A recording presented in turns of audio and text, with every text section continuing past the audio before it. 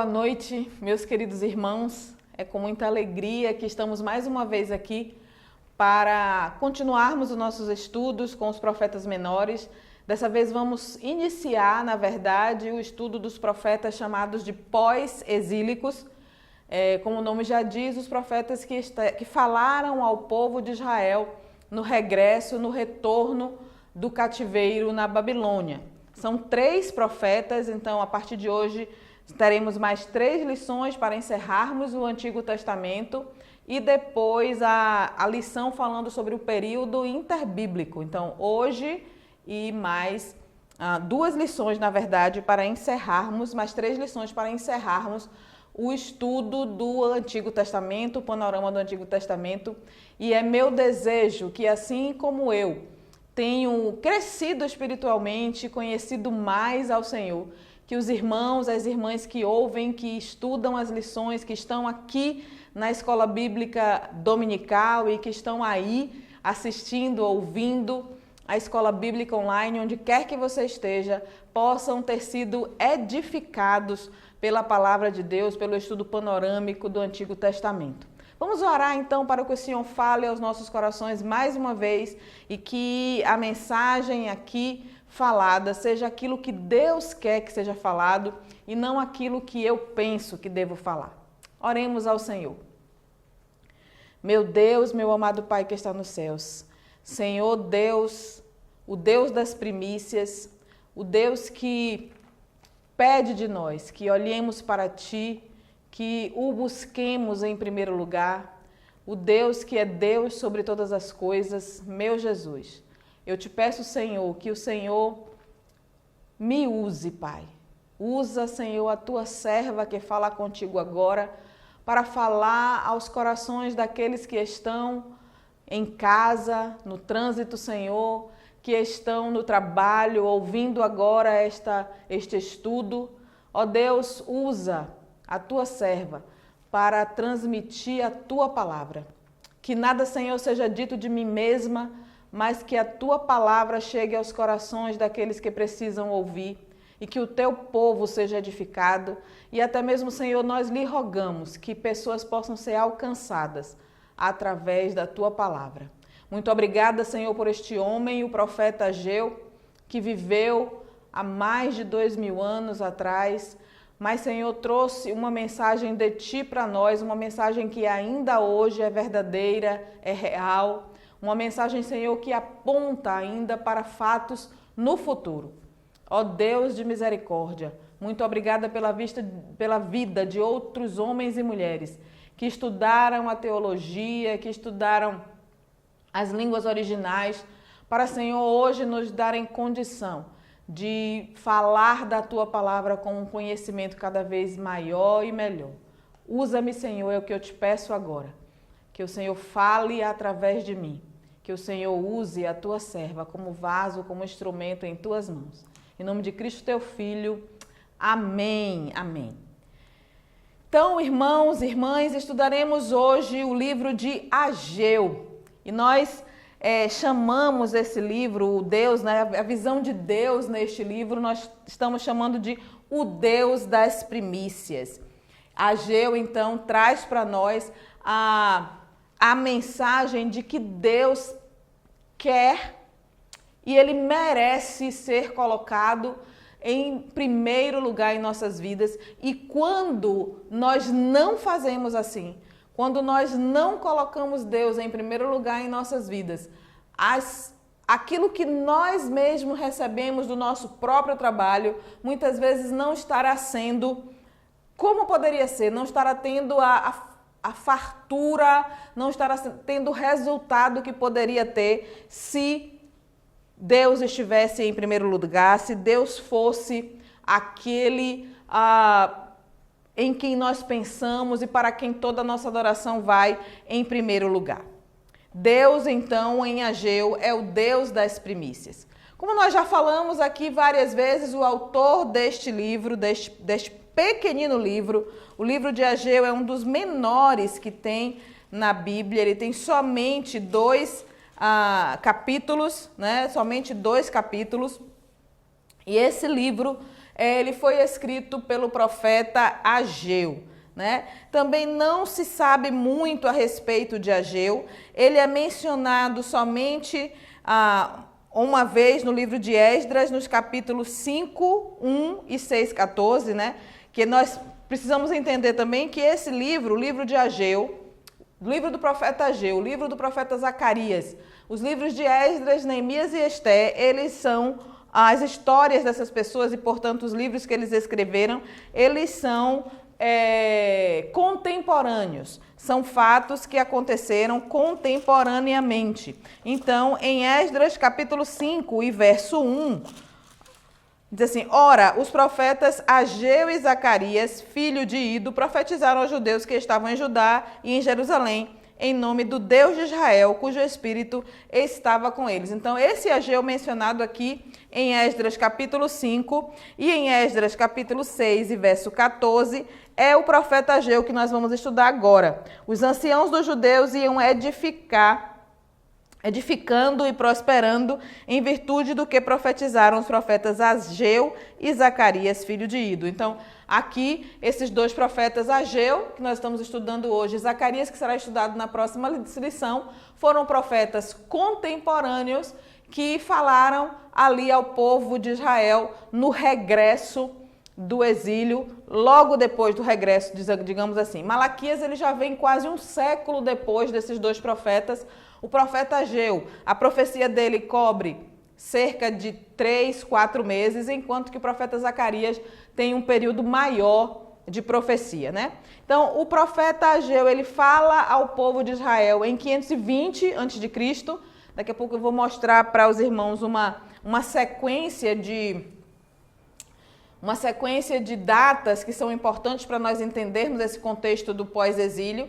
O destinatário desse livro, desse texto, é o povo de Israel em Jerusalém, em Judá, ou seja, o povo que voltou do cativeiro da Babilônia, o povo que voltou para fazer a restauração do templo em primeiro lugar, para fazer a restauração das suas próprias casas, bem como o povo que ali ficou, que estava e que recebeu os que retornaram do cativeiro.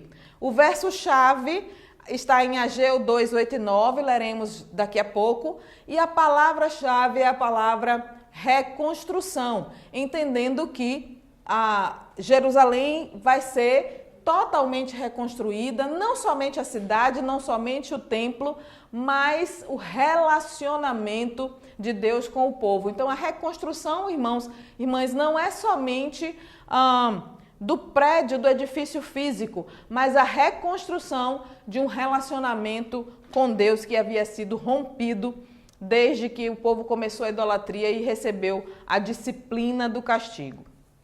Então, o texto-chave: minha é a prata, meu é o ouro, diz o Senhor dos Exércitos. A glória desta última casa será maior do que a da primeira, diz o Senhor dos Exércitos, e neste lugar darei a paz, diz o Senhor dos Exércitos. Ageu 2, 8 e 9, esse é o texto básico do livro de Ageu. Aqui, irmãos, eu vou tentar contextualizar um pouco aqui a história do livro. O rei... Deixa eu passar adiante no slide que os irmãos vão entender melhor, né? Que a gente aqui tem uma cronologia do retorno. Então, Ciro II, o Grande, que reinou na Pérsia nos anos de 559 a 530, é o rei que libera o povo para voltar para Jerusalém.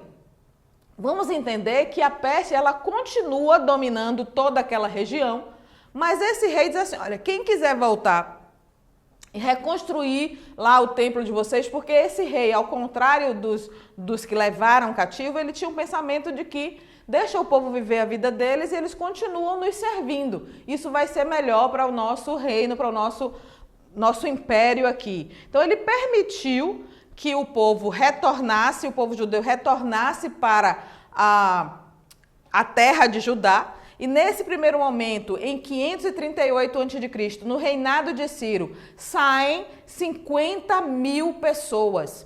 E as pessoas que lideram esse grupo são Zorobabel, que sai como governador. Inclusive, Zorobabel era descendente de Jeoaquim, ou seja, ele era da linhagem de Davi, ele era descendente do rei, que foi o último rei de Judá antes do cativeiro. E Josué era um sacerdote. Então, esses dois líderes, um governador, ou seja, um líder político e um líder religioso, eles saem em direção a Judá, a Israel, liderando esse primeiro grupo que está voltando para Jerusalém para a reconstrução, para reconstruir a vida do povo, o templo e a cidade. Então vamos ler alguns textos que vão nos fazer entender um pouco melhor. Esdras capítulo 1 e verso 1 diz assim: No primeiro ano de Ciro, rei da Pérsia, para que se cumprisse a palavra do Senhor por boca de Jeremias, despertou o Senhor o espírito de Ciro, rei da Pérsia, o qual fez passar pregão por todo o seu reino, como também por escrito, dizendo: Assim diz Ciro, rei da Pérsia: O Senhor Deus dos céus me deu todos os reinos da terra e me encarregou de lhe edificar uma casa em Jerusalém de Judá. Quem dentre vós é de todo o seu povo, seja seu Deus com ele, e suba a Jerusalém de Judá e edifique a casa do Senhor Deus de Israel. Ele é o Deus que habita em Jerusalém. Então, olha aqui, ó, Ciro dizendo que Deus mandou, Ciro, um homem que não era judeu, Deus o escolheu para que ele fosse quem ordenasse, né, quem permitisse, quem construísse, podemos dizer assim, porque os recursos vieram da Pérsia, de Ciro, para a construção do templo. Em Jeremias 29:10, nós vemos a profecia de Jeremias sobre este evento, sobre o final do cativeiro. Assim diz o Senhor: logo que se cumprirem para a Babilônia 70 anos, atentarei para vós outros e cumprirei para convosco minha boa palavra, tornando a trazer-vos para este lugar. A promessa do fim do cativeiro. E em Isaías 44, 28 a 45, 7, nós temos também o profeta Isaías antes desse tempo, cerca de 200 anos antes desse tempo, falando a respeito de Ciro, né, do rei Ciro. Olha como Deus se refere a Ciro através do profeta Isaías. Isaías 44, 28, diz assim: Digo de Ciro, ele é o meu pastor e cumprirá tudo o que me apraz, que digo também de Jerusalém, será edificada e do templo será fundado. Assim diz o Senhor ao seu ungido, a Ciro, a quem tomo pela mão direita, para abater as nações ante a sua face, para descingir os lombos dos reis e para abrir diante dele as portas que não se fecharão. Então aqui a profecia de Isaías, 200 anos, cerca de 200 anos antes do que está dito lá em Esdras, que nós acabamos de ler no capítulo 1, verso 1, que é a confirmação dessa profecia. Eu irei adiante de ti, endireitarei os caminhos tortuosos, quebrarei as portas de bronze e despedaçarei as trancas de ferro. Dar-te-ei tesouros escondidos e as riquezas encobertas, para que saibas que eu sou o Senhor, o Deus de Israel, que te chama pelo teu nome. E o versículo 6, para que se saiba até o nascente do sol e até o poente, que além de mim não há outro. Eu sou o Senhor e não há outro. Então, é a confirmação aqui das profecias faladas. Então, irmãos, esse primeiro grupo sai aí em 538 a.C., com o propósito de reconstrução do templo. Eles saem já, Ciro provê a madeira que vai, e até o formato, o desenho da planta que seria feito naquele momento. O que acontece então? Eles chegam lá e eles começam a construir o templo, e os livros de Esdras e até Neemias nos contam alguns empecilhos que começaram a surgir, tanto por parte dos povos ao redor, como por parte do próprio povo judeu, né, para que aquele templo não fosse construído. E aí o que começa? O povo começa a desanimar. Ah, não é tempo de construir o templo, as coisas não estão boas, ainda não está na hora. E aí é neste momento que Ageu chega. Olhe bem, ó, Depois, alguns anos depois, o povo sai em 538 a.C., eles vão para lá. 16 anos depois, em 520, Ageu profetiza. Ageu vem profetizar. Então, Daniel está vivendo lá na Babilônia, no tempo de Dario I, é quando, em Daniel 9, de 1 a 3, ele faz a leitura da profecia de Jeremias, que nós acabamos de ler há pouco, lembrando dos 70 anos de cativeiro, e ele, então, vê que o tempo de cativeiro está perto de terminar, provavelmente no ano 64, e aí alguém pode dizer assim, mas eles não estavam voltando, mas nós precisamos entender que não voltou todo mundo, voltaram 50 mil pessoas dessa primeira leva, haverá mais 2 outras levas de pessoas retornando para Judá, e aí se completam então os 70 anos de cativeiro, né? Em Ageu capítulo 1 e verso 1 diz, no 2º ano do rei Dario, no 6º mês, no 1º dia do mês, veio a palavra do Senhor por intermédio do profeta Ageu, a Zorobabel, filho de Salatiel, governador de Judá, e a Josué, filho de Josadaque, o sumo sacerdote, dizendo. Então, os irmãos estão vendo aqui, ó, os líderes judeus, Zorobabel e Josué, nesse primeiro grupo. Ageu está aqui, junto com, em Dario I, 16 anos depois. Mas essas 2 pessoas ainda são os líderes do grupo, eles ainda estão lá. Só que foi o que aconteceu? A construção do templo parou. Eles ainda estão lá, as pessoas agora estão cuidando das suas próprias casas, estão construindo as suas próprias casas. A Bíblia usa o termo as casas apaineladas, ou seja, casas ornamentadas, enfeitadas. A gente poderia chamar hoje de umas mansões, né? E aí o povo diz, não está no tempo ainda de construir o templo de Deus. E aí Ageu traz a mensagem a partir do versículo 5. Considerai o vosso passado. E aí ele começa a dizer, ó, vocês têm semeado muito e colhido pouco, vocês têm, bebem, mas não dá para saciar, vestir, mas ninguém se aquece, recebe salário e é como se estivesse entrando no saquetel furado. Então, considere o passado.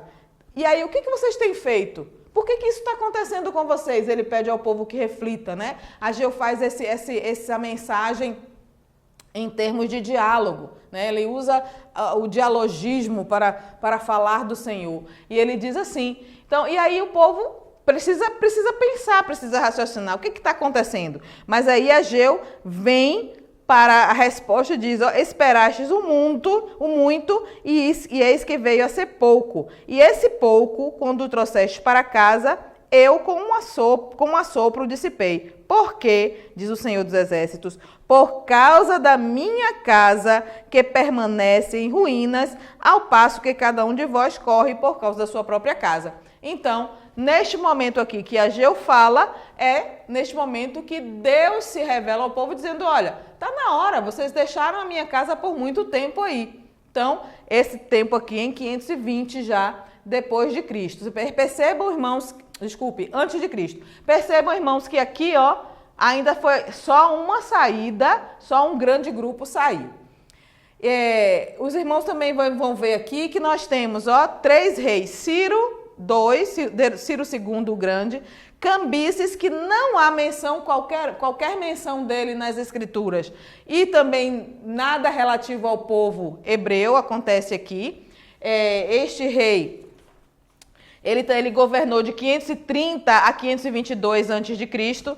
Depois vem o rei Dario I, que é, como a gente já mencionou, tanto aquele que é mencionado lá em Daniel, como este mencionado aqui em Ageu. Ele governou de 522 a 486 a.C. Aí depois nós temos o rei Xerxes, que governou de 486 a 565 a.C. Esse rei é aquele mesmo rei chamado de Assuero nos livros de Esté. Alguns estudiosos pensam que Assuero poderia ser um título equivalente a César ou Faraó, né? Um título e não um nome. Por isso ele é chamado de Assuero no livro de Esté. Então a gente percebe que enquanto estão acontecendo os eventos de Esté, como nós já falamos no estudo do livro de Esté, já havia começado o retorno para Judá. Mardoqueu, então, fez uma opção de permanecer na Pérsia, juntamente com a sua sobrinha Esté, e aí os eventos de Esté acontecem. E por fim, o rei Artaxerxes I, quando acontece a saída do segundo grupo em 458 a.C., que foi liderada por Esdras, e a saída do terceiro grupo em 445 a.C., que foi liderada por Neemias. Esses dois ainda mais adiante do tempo que nós estamos mencionando agora, né? 458 a.C., 445 é um tempo à frente. Então, nós estamos nesse período aqui, de Dario I, no tempo da profecia de Ageu e Zacarias. O livro de Ageu, ele tem somente 2 capítulos, como nós já dissemos, entretanto, ele pode ser dividido em 4 grandes sermões, alguns dividem até mesmo em 5 grandes sermões. Aqui nós vamos ficar com 4 sermões somente, né? Então, na primeira mensagem de Ageu, que nós lemos agora, uma parte inclusive, ela está no capítulo 1, os versos de 1 a 15. A mensagem ela vai diretamente para os líderes do povo, para Zorobabel e para Josué, e ela faz uma repreensão pela desobediência do povo, uma repreensão pela apatia do povo, uma repreensão pela a gente pode chamar até de idolatria, né? Do fato de deixar de colocar Deus em primeiro lugar nas suas vidas. Mas observem, amados irmãos e irmãs, que a primeira mensagem vai para os líderes. Isso traz ao nosso coração como líderes, isso nos chama a responsabilidade. Nós que vivemos na liderança de uma igreja, isso nos chama a responsabilidade. Você é líder, seja líder no seu lar, seja líder na sua classe de escola dominical, seja líder no seu pequeno grupo, no grupo de jovens, de adolescentes. Se você é líder, você está sendo chamado à responsabilidade, você está sendo chamada à responsabilidade para as coisas que acontecem ao seu redor. Se as pessoas com quem você lida, aqueles que estão subordinados a você, têm agido com desobediência ao Senhor, cabe a você o papel de exortar, de orientar, de instruir em justiça, como diz lá na carta de Paulo ao Timóteo.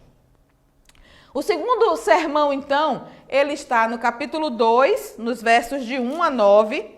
No capítulo 2, dos versos de 1 a 9. Os irmãos vão perceber que teve um pequeno gap, aí um pequeno, um intervalozinho que não está colocado aqui no texto, que é sobre a parte que o povo atende e obedece. Porque depois dessa primeira mensagem de Ageu a Zorobabel e Josué, o povo ouve a repreensão do Senhor e muda. Então, eles ouvem e mudam de atitude e voltam, então, a construir o templo.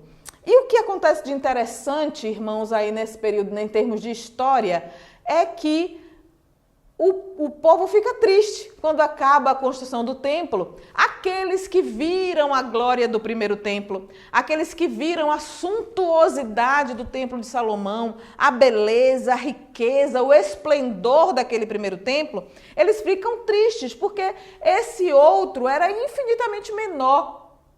Era um espaço pequeno, um espaço reduzido, era um espaço infinitamente menor. E o povo se entristece, eles ficam tristes. E aí aí nesse sentido que vem a mensagem que nós acabamos de ler até em Ageu capítulo 2, versos 8 e 9, que se refere, que fala da glória da segunda casa ser maior do que a primeira. E aí as pessoas ficam achando que o templo será mais magnífico, que haverá um tempo em que haverá um outro templo tão suntuoso quanto ou mais suntuoso do que o de Salomão, mas nós entendemos hoje, através da revelação de Cristo, que o profeta aqui se referia à própria presença do Senhor Deus na casa, a glória de Deus na presença física de Jesus Cristo no templo. Seria uma presença ainda maior, uma glória ainda maior do que a primeira, do que esteve ali na fumaça, no candelabro, no incenso, né? Seria a presença física do Senhor naquele templo. Por isso a glória da segunda casa será maior do que a primeira.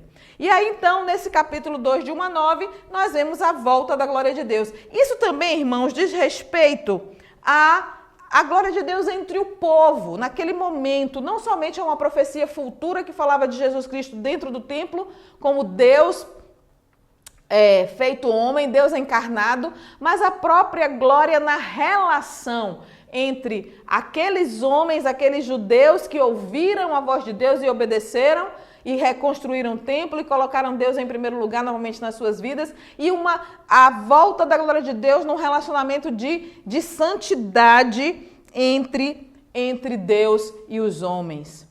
A glória de Deus está presente na sua vida, meu irmão, minha irmã. Você vê a glória de Deus? Tem um hino que nós costumamos cantar, eu vejo a glória de Deus hoje aqui. Quando você canta essa música, você realmente vê a glória do Senhor em sua vida, nas suas ações, no seu modo de agir, no seu modo de falar, até mesmo no seu modo de vestir, no seu proceder no trabalho, a glória de Deus resplandece através de você. Era isso que Ageu estava pregando, a volta da glória de Deus também. Na terceira mensagem, meus queridos irmãos, no capítulo 2 ainda, nos versos de 10 a 19, Ageu volta a falar exclusivamente com os sacerdotes, e aqui o Senhor falou comigo de uma forma até especial, assim, lendo esse texto lá no livro de Ageu, na profecia de Ageu, quando eu coloquei até uma anotação aqui na minha Bíblia, assim, ó, algo santo não santifica o outro pelo toque, mas o que é impuro contamina o que é puro. Porque, vamos ler o texto, né? 2, de 10 a 19. Ele diz assim: ao 24º dia do mês nono, no segundo ano de Dario, veio a palavra do Senhor por intermédio do profeta Ageu, dizendo: assim diz o Senhor dos Exércitos, pergunta agora aos sacerdotes a respeito da lei. Ora, os sacerdotes conheciam a lei, né? Eles tinham conhecimento, eles ainda estudavam a lei, eles conheciam as regras todas para pureza, impureza, que como devia se tratar os utensílios do templo e tudo. Se alguém leva carne santa na orla de sua veste e ela vier a tocar no pão, ou no cozinhado, ou no vinho, ou no azeite, ou em qualquer outro mandamento, ficará isto santificado? Responderam os sacerdotes: não. Então perguntou Ageu: se alguém que se tinha tornado impuro pelo contato com o corpo morto tocar em alguma destas coisas, ficará ela imunda? Responderam os sacerdotes: ficará. Então prosseguiu Ageu: assim é este povo e assim é esta nação perante mim, diz o Senhor. Assim é toda a obra das suas mãos e o que ali oferecem. Tudo é imundo. E vai até o versículo 19, o versículo 17 no finzinho diz assim: e não houve entre vós quem voltasse para mim, diz o Senhor. Considerai, eu vos rogo, este dia em diante, desde o 24º dia do mês nono, desde o dia em que se fundou o templo do Senhor, considerai nessas coisas. Já não há semente no celeiro. Além disso, a videira, a figueira, a romeira e a oliveira não têm dado os seus frutos, mas desde este dia vos abençoarei. Amados irmãos, eu tirei uma lição para mim nesse momento, juntando as duas mensagens de Ageu para aquele povo. É preciso colocar Deus em primeiro lugar em nossas vidas, para que a glória de Deus volte a brilhar em nossa vida. E eu não vou ser contaminada pela santidade do meu irmão se eu andar com ele. Eu preciso buscar a minha própria santidade em Deus. O irmão pode me contaminar, assim, né? Me influenciar a buscar a santidade, mas a santidade dele não vai passar para mim. Não vai ser transferida para mim. O irmão lê a Bíblia e eu aprendo? Não. Eu preciso do conhecimento de Deus. Então eu preciso viver uma vida de santidade para voltar a ter o relacionamento com Deus. Eu preciso estar aos pés do Senhor para que a glória do Senhor volte a brilhar. A santidade é algo individual. É entre mim e Deus. Sou eu buscando um relacionamento com Deus, é Deus chegando a mim em relacionamento. É o Espírito Santo de Deus, na verdade, agindo em mim, me tocando para que eu me relacione com Ele. É assim que funciona a santidade do Senhor. E o quarto sermão Na verdade, a quarta mensagem é uma promessa feita a Zorobabel. Na verdade, também é uma promessa messiânica, é uma profecia messiânica, reiterando, reafirmando, confirmando a profecia, a aliança feita com Davi, de que a sua linhagem permaneceria e que o Rei dos Reis, o Senhor dos Senhores, viria dessa linhagem. É quando ele fala do anel de Selá. Naquele dia, versículo 23 do capítulo 2, diz o Senhor dos Exércitos: Tomar-te-ei, ó Zorobabel, filho de Salatiel, servo meu, diz o Senhor, e te farei como um anel de Selá, porque te escolhi, diz o Senhor. O anel de Selá, amados, nós já sabemos, ele é, antigamente, né, quando as cartas eram fechadas e lacradas com cera, os reis, os príncipes tinham um anel que carimbava o anel ali naquela cera como forma de firmar um pacto. E Deus aqui está reafirmando o seu pacto, a sua aliança feita com Davi, confirmando então a herança davídica, seguindo a partir de agora de Zorobabel até Jesus Cristo, como nós vamos confirmar na genealogia lá em Mateus capítulo 1. Quais foram as razões pelas quais Ageu faz a advertência no capítulo 1, né? Por que Deus nos adverte naquele tempo e hoje? Primeira coisa, primeiro fato que faz Deus nos advertir, Deus nos chamar a atenção, Deus nos dar uma bronca, Deus puxar a nossa orelha, né? Primeira razão, quando nós colocamos a nós mesmos em primeiro lugar. Às vezes eu tenho visto no mundo que se chama hoje, no século 21, muita gente dizer: eu tenho que pensar em mim, eu tenho que parar de pensar nos outros, eu tenho que pensar um pouco mais em mim. Mas, amados irmãos, a ideia bíblica é Deus em primeiro lugar. E quando eu estou dizendo aqui, eu não estou dizendo que nós devemos sempre nos subestimar, nos subjugar. Não é aquela humildade viciosa, não é a humildade no sentido de coitadinho de mim, eu não sou nada, não sou ninguém. Não é isso, mas é ter consciência de quem nós somos. O apóstolo Paulo diz lá em Romanos: ninguém considere os outros superiores a si mesmo.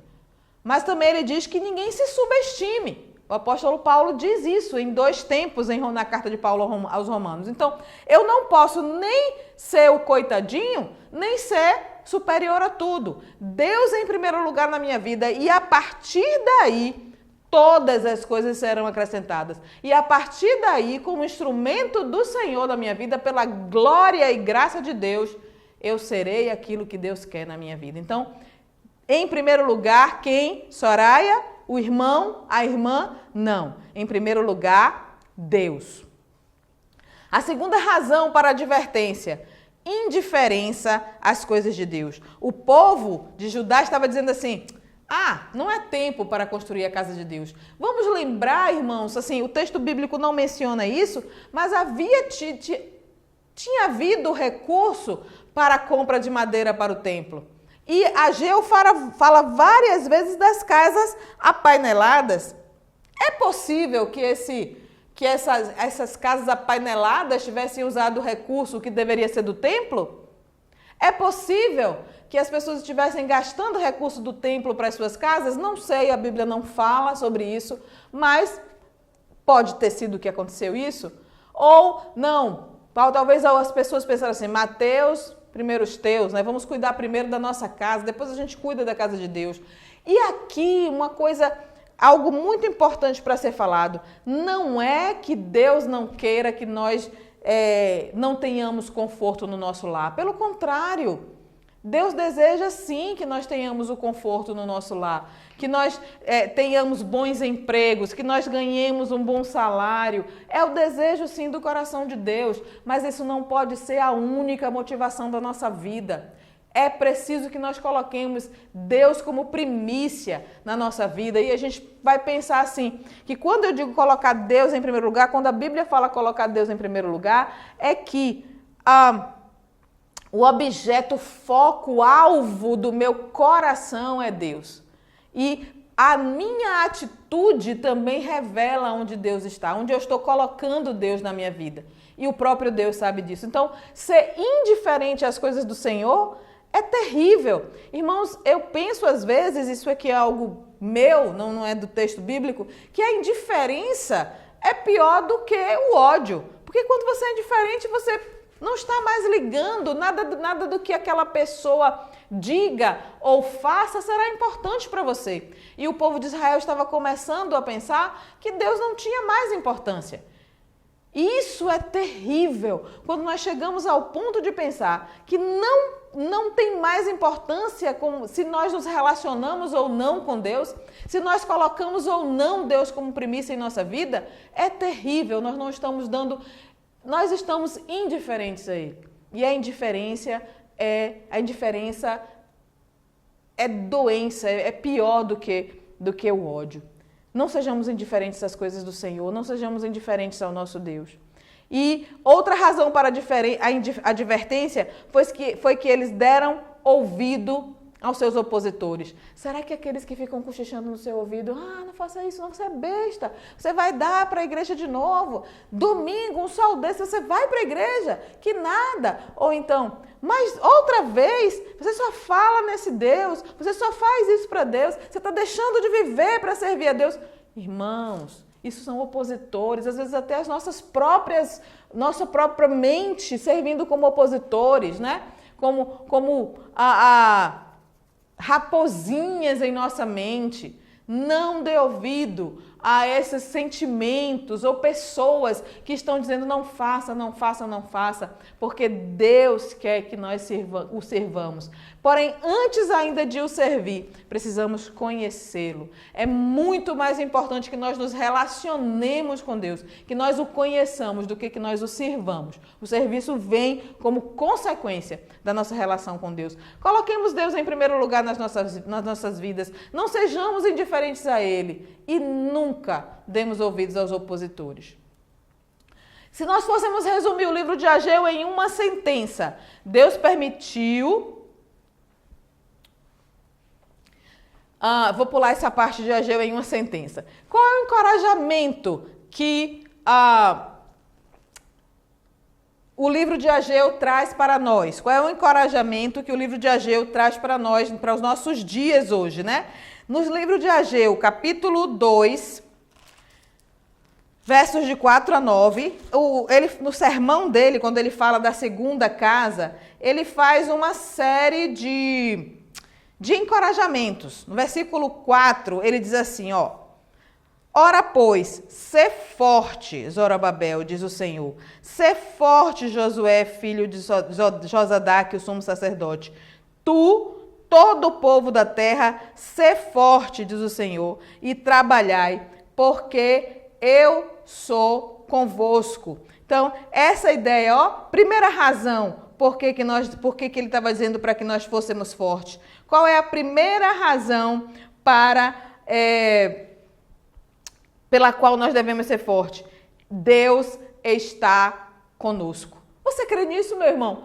Jesus Cristo disse em Mateus capítulo 28, 19 a 20, ide por todo o mundo, pregai o evangelho a toda criatura, ensinando-as a guardar o que eu vos tenho mandado, e eis que estou convosco todos os dias, até a consumação dos séculos, né? Ele diz assim, Jesus aproximando-se falou-lhes dizendo, toda autoridade me foi dada nos céus e na terra, ide, portanto, fazer discípulos de todas as nações, batizando-os em nome do Pai, do Filho e do Espírito Santo, ensinando-as a guardar todas as coisas que vos tenho ordenado, e eis que estou convosco até a consumação dos séculos. Então, a promessa que Deus fez ali a Zorobabel, a Josué e ao povo em Judá, Jesus Cristo fez a nós a mesma promessa. E no capítulo 16 do Evangelho de João, ele diz também que vai mandar o Consolador. No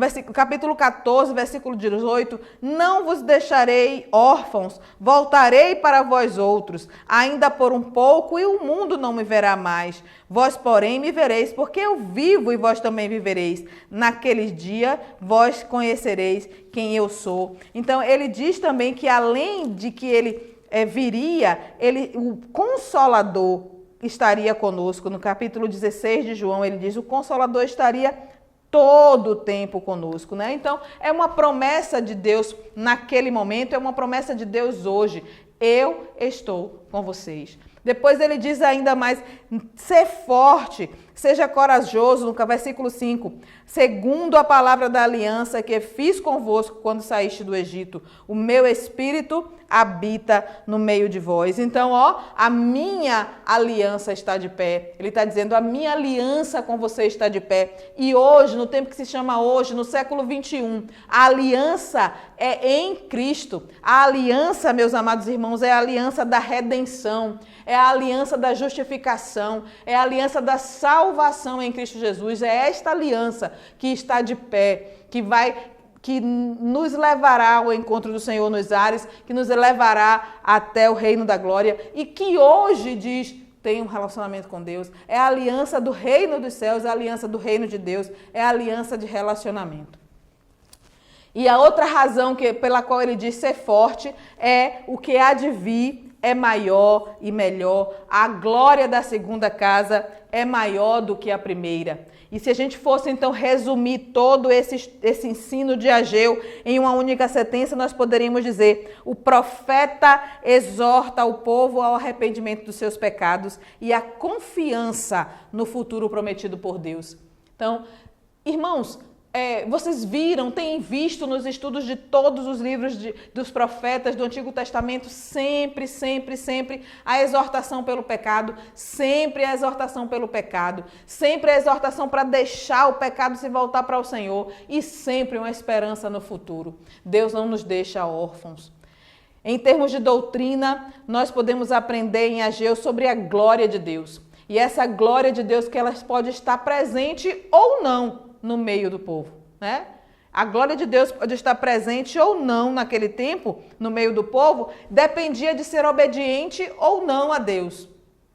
Hoje nós sabemos, pela graça, pela misericórdia do Senhor, que quando cremos em Cristo, o Espírito Santo passa a habitar em nossos corações e ele não nos deixa mais. Mas nós podemos entristecer esse Espírito Santo que habita em nós. E a glória do Senhor ficar como uma lamparina sobre a qual você coloca uma tampa, né? Quando entristecemos o Espírito Santo de Deus. Mas quando nós temos um avivamento espiritual, quando nós buscamos conhecer e prosseguir em conhecer ao Senhor, então essa glória se torna visível em nós. E aí nós vemos também a menção do primeiro e do segundo templo, e eu já falei aqui para os irmãos o que significa, né, a glória de Deus presente no segundo templo, a presença encarnada de Deus lá no templo chamado Templo de Herodes.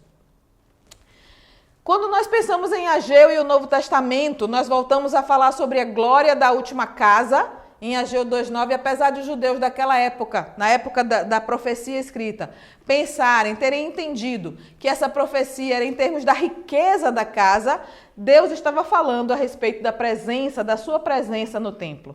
Essa é a glória, o fato de que a glória da última casa será maior do que a primeira. E a segunda menção de Ageu no Novo Testamento é também aquilo sobre o qual eu já falei com os irmãos aqui nesse estudo, a ideia de que Zorobabel, o descendente de Davi, é a confirmação da aliança feita com Davi, que Jesus Cristo então seria descendente dessa linhagem davídica, permanecendo a aliança de Deus com Davi. E para concluir, irmãos, Ageu traz um apelo de compromisso pessoal do crente com a obra do Senhor.